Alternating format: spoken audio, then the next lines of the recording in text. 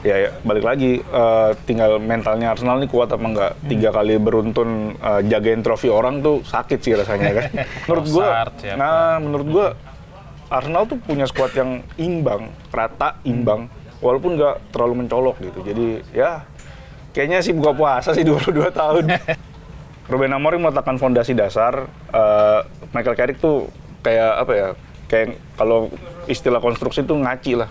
Cuman tinggal nerusin aja, nerusin sama bisa gitu. Jadi tapi kan Arsenal disebut sebagai set piece FC. Iya. Jadi mereka ngincar golnya dari set piece. Nah, itu salah satu senjata Arsenal untuk jadi juara musim ini. Jadi kalau gue melihatnya Arsenal punya peluang besar untuk jadi juara. Selisih 9 poin itu lumayan gede lah di momen-momen begini. Nah, ya balik lagi, tinggal mentalnya Arsenal nih kuat apa enggak. 3 kali beruntun jagain trofi orang tuh sakit sih rasanya kan. Nah, kebetulan akhir minggu ini kan dia main di final kan, Piala Liga, lawannya Manchester City. Ini krusial nih buat kedua tim.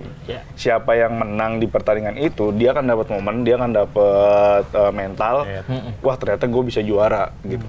Buat pemain sepak bola, ketika dia merasakan gimana enaknya megang trofi, mentalnya tuh akan naik dan berikutnya tuh akan jadi pembuka lagi. Dan berikutnya ketemu lagi. Jadi itu akan naikin mental. Berarti, tapi itu nggak berlaku sama MU kayaknya. Kalau MU mah itu anomali, itu anomali. Erik Ten Hag berapa kali juara Piala FA, Piala Liga. Itu anomali emang, itu klub anomali bang. Ngaco deh bang, klub ngaco. Jadi ya memang kalau Arsenal dan Manchester City minggu ini siapa yang jadi juara bisa macu motivasi juara Liga Inggris. Iya, tapi Arsenal sekali lagi mereka punya masih main di 4 kompetisi termasuk besok. Setelah ini kan masih ada 3. Nah, ini pinter-pinternya Arteta aja ngatur skuadnya lah. Tapi gua yakin kalau dari skuad sih, walaupun Arsenal sebetulnya skuadnya ya kalau dibandingin City, City tuh jauh banget. City kuat banget gitu. Tapi kalau dari soal kualitas yang rata, Arsenal tuh rata banget. City tuh kayak jomplang gitu. Ketika ada satu yang nggak bisa main, penggantinya tuh kayak agak jauh gitu. Arsenal tuh rata semuanya. Rata. Termasuk Gyökeres kalau nggak bisa main masih ada Gabriel Jesus, masih bisa naruh Leandro Trossard di situ. Masih ada Martinelli lagi gitu. Masih ada Madueke, masih ada Eberechi Eze yang bisa nyetak gol. Jadi menurut gua Arsenal tuh punya skuad yang imbang, rata, imbang, walaupun nggak terlalu mencolok gitu. Jadi ya kayaknya sih buka puasa sih 22 tahun. Kalau kata gue kuncinya sih di pertandingan besok final sih lawan City. Final Piala Liga dulu berarti. Kalau misalnya pun Arsenal kalah, nah itu bisa jadi tekanan tuh buat Arsenal karena besok ketemu City lagi kan. Premier League ya. Iya. Kalah lagi, wah udah makin-makin Arsenal. Jaga trofi lagi. Bisa kayak Borneo kan dari unggul jauh banget sama Persib. Kejar kan karena kalah lawan Bali, kalah lawan Persib, ya kan itu macu mental banget. Nah, selain Arsenal juga ada MU kan, di bawah Michael Carrick kuat banget nih. Dia udah berapa match? 8 ya? 8 ke 9. Pokoknya menang sekali kalah, sekali seri. Ya, sekali kalah, menang, sekali imbang lawan West Ham, sama sekali kalah lawan Newcastle. 2 itu menang terus. Dan akhirnya kan sekarang MU udah peringkat 3. Bahkan unggul 3 poin sama Aston Villa kalau nggak salah. Ini kan nunjukin kalau MU ya bukan klub sembarangan lagi di bawah Michael Carrick. Nah, kalau ngelihat kemarin kemenangan lawan Aston Villa, apa sih kunci sukses MU bisa menang telak lah lawan Aston Villa 3-1? Kalau kita lihat dari pertandingan kemarin ya, MU itu punya fleksibilitas taktik sekarang. Jadi ketika mereka satu jalan nggak bisa nyetak gol, dia punya cara lain untuk nyetak gol. Jadi ini bisa dibilang salah satu dari hasil sentuhannya Ruben Amorim juga, walaupun Ruben Amorim nggak memberikan hasil yang diharapkan, tapi setidaknya dia memberikan fondasi yang bagus gitu. Jadi pemain-pemain MU yang sekarang kelihatan dia lebih paham tactical awareness-nya ada ketika sebelum Ruben Amorim datang gitu. Jadi kalau dibilang Ruben Amorim itu ngancurin MU nggak juga gitu.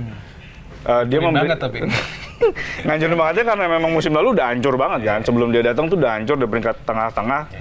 Dia pengen berusaha menanamkan ide, menanamkan sistem, ternyata MU-nya malah makin down gitu. 15 ya. Setelah dia ngebuang beberapa pemain, ternyata MU bisa, ya sebelum dipecat kan MU ada di 6 kan. Dia peringkat 6. Jadi menurut gua Ruben Amorim meletakkan fondasi dasar. Michael Carrick tuh kayak apa ya? Kayak kalau istilah konstruksi tuh ngaci lah. cuman tinggal nerusin aja, nerusin sama bisa itu. Jadi ya itu sih yang sangat sangat disukai gitu. Jadi ya kemungkinan besar sih Liga Champions balik lah, begadang lagi lah. Casemiro jadi canggih lagi, Casemiro. Bruno Casemiro. Nah, jadi nyala lagi. Nah, itu mungkin salah satu dosanya Ruben Amorim cuma karena dia naruh Bruno di belakang kan. Jadi DM bukan jadi gelandang serang. Playmaker dan Bruno dikasih kebebasan gitu. Jadi Bruno di mana-mana sekarang. Kadang kotak penalti, kadang membantu bertahan juga. Jadi ya Bruno kembali ke posisi aslinya, kembali ke peran yang dia sukai. Jadi ya Casemiro juga mau cabut kan, jadi dia mau gimana pun ngasih yang terbaik aja udah tinggal. Tapi kayaknya kalau gue lihat dari MU Michael Carrick ini ada satu pemain yang sebenarnya rutin main, cuma kayak dikorbanin. Gue lihat Bryan Mbeumo, kalau lu lihat gimana? Dia sekarang di era Carrick jadi penyerang kan, jadi penyerang tengah lah bisa dibilang, karena kan di winger kanannya Diallo yang main. Tapi dengan dia di main tengah, dia lebih banyak di press sama back tuh, jadi mati. Maksudnya kemampuan terbaiknya yang biasa nyisir dari sayap, jadi nggak bisa kelihatan karena dia pasti bentrokan sama Diallo kan. Dan terbukti beberapa match terakhir, emang di awal-awal dia sempat golin mulu tuh di awal Carrick, tapi sini-sini udah mulai kehilangan taji ya, malah Cunha yang sekarang lagi bagus-bagusnya termasuk semalam Aston Villa. Kalau lu gimana ngelihat dengan perubahan formasi ini, apa yang memang benar bikin Mbeumo performanya mulai menurun gitu?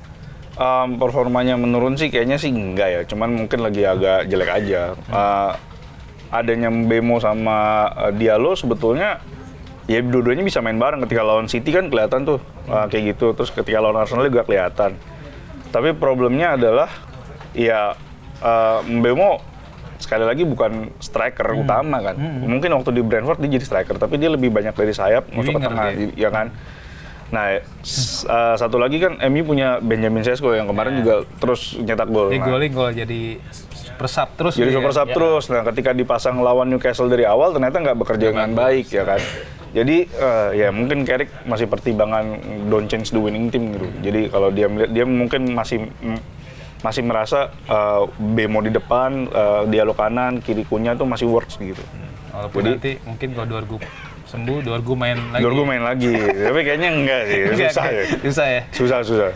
Tapi kalau Dorgu main sebetulnya, ya kalau misalnya Dorgu main dan Cunha nggak mau dikorbanin, otomatis dia jadi bek kiri. Nah, ketika Dorgu jadi bek kiri, bolong tuh pasti kiri. Karena dia sering overlap ya? Kalau sering overlap, Dorgu kan awalnya juga sayap kanan kan, sayap kanan di Lecce, terus didatengin ternyata dijadiin fullback jadi wingback kiri, ya nggak works juga. Jadi ya mungkin ya gini, kita lihat aja lah nanti gimana. Stay updated, info terkini masih banyak. Jangan lupa subscribe, like, dan share YouTube official OKZone. Dan selengkapnya ada di okezone.com.